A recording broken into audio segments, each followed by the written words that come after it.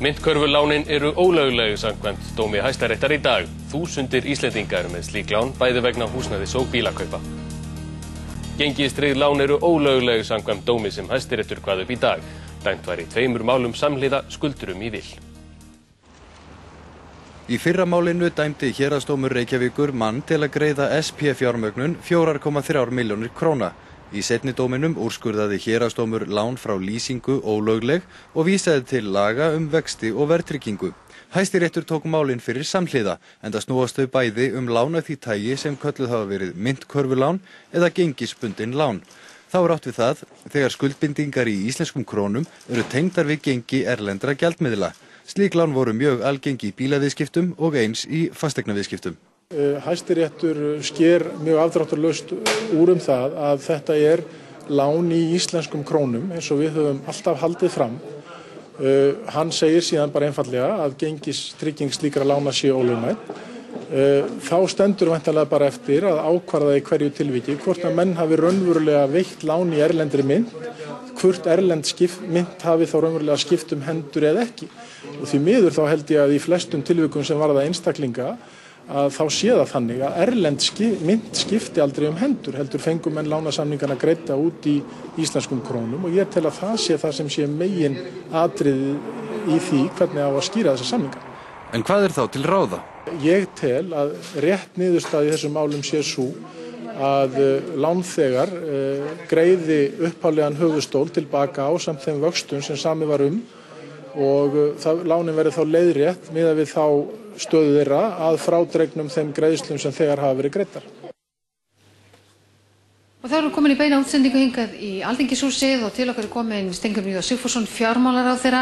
Steingrímur, hver eru viðbrögð ykkar í ríkisstjórninni og þín sem fjármálaráðherra svona fyrsta kasti við þennan dóm?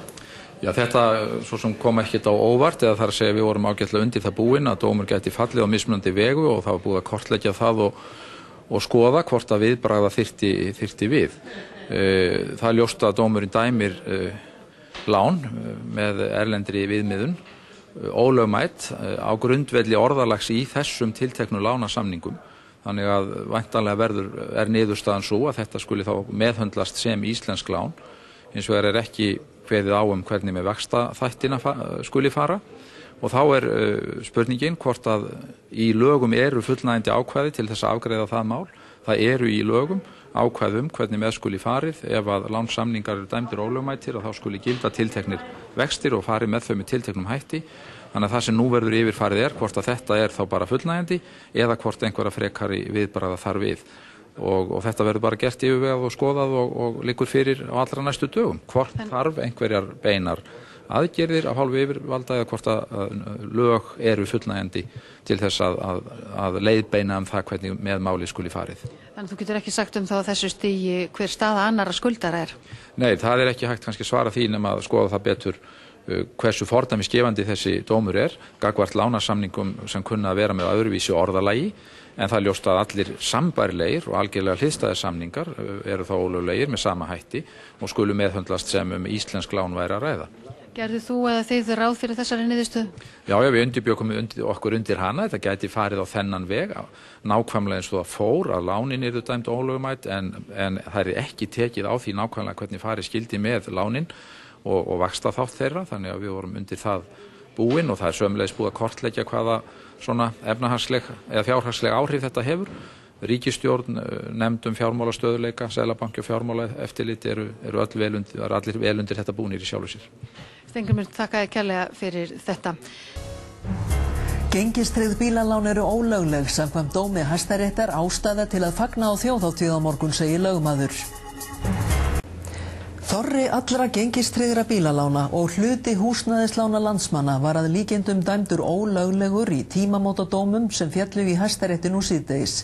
Langmesta réttarbót sem íslenskur almenningur hefur fengið frá hruni og þjóðin hefur nú ástæðu til að fagna á þjóðhátíðin á morgun, segja verjendur. Lóa Pindaldísadóttir segir frá. Það var upp úr klukkan 4 síðdegi sem Hæstiréttur kvað upp þessa 2 dóma sem tugþúsundir manna hafa beðið með óþreyju en 44.000 heimili eru með gengistryggð bílalán. 2 misvísandi dómar féllu í héraðsdómi. Í desember vann SP fjármögnun málið og var þá dæmt að heimilt væri að binda afborganir í íslenskum krónum við gengi erlendra gjaldmiðla. Í febrúar var gengistrygging krónulána í viðlíkamáli lýsingar hins vegar dæmd ólögleg. Það var því nokkur eftirvænting í lofti þegar Hæstiréttur kvað upp úrskurð sinn í þessum málum í dag. Niðurstaðan var á einn veg í báðum málum, það ólöglegt að gengistryggja krónulán. Og það var við afgreiðslu á dómunum. Þetta fyrir þig, gjörðu svo vel. Og verjendur í málunum rétt náðu að glöggva sig á forsendum dómana áður en þeir tjáðu sig. Hver eru þín fyrstu viðbrögð við þessum dómum? Mikil gleði. Það vantarlega að lánin fara niður á upphafspunkt með það gengi sem var á myntunum á þeim degi sem láninu greidd út. Þetta hefur auðvitað miklu meiri þýðingu heldur en flestir átt að sjá. Núna raunverulega á ferðinni, vil ég meina, einhver stærsta efnahagsaðgerð sem farið hefur fram á Íslandi frá hruni og geta farið að sofa á nóttunni, fá staðfesting á því að þeir þurfu væntanlega að endurgreiða meira heldur en það sem raunverulega fengu að láni. En ég reikna með því að sjóvættar segja að þorri bílalána sé hér undir og eitthvað af fasteignalánum í erlendum myntum. Þetta getur haft mikið fordæmisgildi. Hver eru þín viðbrögð við þessum dómum? Ég fagna þessu mjög. Þetta getur leitt til skaðabótaskyldu vegna ógreiddra leigugreiðslna eða greiðslna. Þetta getur jafnvel leitt til skaðabótaskyldu vegna óréttmætra vörslusviptinga. Og náttúrulega skapar miklu erfiðleika. Þessi 2 mál snerist ekki bara þau, þetta snýst nokkur 100 milljarða. Þannig að við verðum bara að sjá til. Ég ætla rétt að vona að fyrirtækin fari ekki á hausinn þannig að neytendur hafi ekki greitt of mikið og tapi sínum kröfum. Ávæningur hefur borist af því að stjórnvöld hafi undirbúið lagasetningu sem bregðist við þessum dómum. En hvað í henni felst veit ég auðvitað ekki. Ég trúi því hins vegar afar illa að ríkisstjórninni detti það í hug að koma fram með einhvers konar lagafrumvarp núna sem ætlað að veita fjármögnunarfyrirtækjunum einhvers konar betri stöðu gegn almennum neytendum á Íslandi. Það finnst mér alveg með ólíkindum. Og fólk sem í þessari stöðu með slík lán í dag, hvað gerir það núna? Nú held ég að við þurfum að gefa lánastofnunum svigrúm til þess að fara yfir dóminn og bregðast við. Þannig að það verður að bíða örugglega fram yfir helgi með að sjá hver viðbrögðin verða. Hvað þýðingu heldur þetta hafi fyrir fjármálakerfið?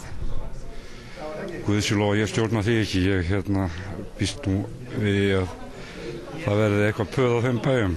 Og þeir sem eru með gengistryggð lán ættu að fagna þjóðhátíð einu morgun. Menn eiga allt í einu möguleika á að komast í gegnum kreppuna án þess að verða gjaldþrota. Vonandi mun þetta bjarga mörgum frá þeim örlögum. 3 dómar féllu í dag í Hæstarétti að gengistryggð lán séu ólögleg, 2 vegna bílalána en 1 vegna rúmlega $0,5 milljarðs krónaláns til fyrirtækis. Formaður hagsmannasamtaka heimilanna hvetur fólk til að leita réttar síns strax á morgun. Hæstiréttur staðfesti í dag úrskurð héraðsdóms í kyrrsetningar- og gjaldþrotamáli Landsbankans gegn fyrirtækinu Þrána ehf. Það snýst nokkur gengistryggð lán, svokölluð myntkörfulán sem uxu á stuttum tíma úr tæpum 360 milljónum í yfir 800 milljónir króna. Niðurstaðan svo að óheimilt hafi verið að nota gengi japanska jensins og svissneska frankans sem verðtryggingu. Þetta í samræmi við 2 aðra dóma Hæstaréttar í dag gengistryggð bílalán. Öll eru lánin að mati Hæstaréttar ólögleg. Mörg fyrirtæki eru með myntkörfulánum, 17% heimila eru með slík húsnæðislán og svona lán hvíla á 44.000 bílum.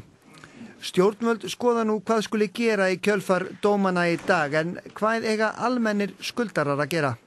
Já, ég held að það sé eðlilegast að menn hafi sambandið við lögmenn því að ágreiningurinn stendur við túlkunaratriði fjármálafyrirtækja og þar sem fjármálafyrirtæki telja sig vera með löglegan varning sem að ágreiningurinn hefur staðið hingað til. Það sé þá ekki á það treystandi að fjármálafyrirtæki túlki lántökum í vil. Dómur Hæstaréttar í gær gæti haft afdrifarík áhrif á skuldastöðu margra heimila. Þannig gæti staða þeirra orðið jákvæð í stað þess að skulda umfram eignir. Dómur Hæstaréttar í gær ólögmæti gjaldeyrisbundinna lána gæti gjörbreytt stöðu fjölda heimila frá vanskilum til skila, frá skuld til eigin fjár. Í dómi Hæstaréttar skýrt kveðið á að verðtrygging lána með tengingu við annað en neysluverðsvísitölu sé ólögmæt. Þar með sé þá gengisbinding lána ólögmæt án tillits til þess til hve langs tíma þau hafi verið tekin eða hvort þau hafi verið tekin til bílakaupa eða einhvers annars. Hæstiréttur kvað ekki upp úr neitt annað varðandi lánasamningana, hvorki að verðtryggja megi þá með tengingu við vísitöluna né að breyta megi vöxtum. Gangi allt eftir eins og ráða má að dómnum verða áhrifi mikil. Langtímalán sem hafði hækkað 120 til 160% lækkar einfallega aftur sem því nemur að teknu tilliti til afborgana og leiðréttinga á þeim. Höfuðstóll til dæmis 12 milljóna króna íbúðaláns hafði hækkað í 30 milljónir. Eigin fjárstaða heimilisins þannig orðið neikvæð. Við leiðréttingu lækkar höfuðstóllin sem gengishækkuninni nam og staða heimilisins verður aftur jákvæð, leið og unnt verður á nýjastanda í skilum við bankan. Algengt bílalán tekið fyrir 3 árum hefði þannig orðið ríflega 2-falt vegna gengisbreytinga en lækka nú aftur og væntanlega verða endurgreiddar ofteknar af borganir þannig að lánið gæti orðið óverulegt, jafnvel horfið að mestu við leiðréttingu. Að því gefnu þó að staðið hafi verið í skilum með allar afborganir þess.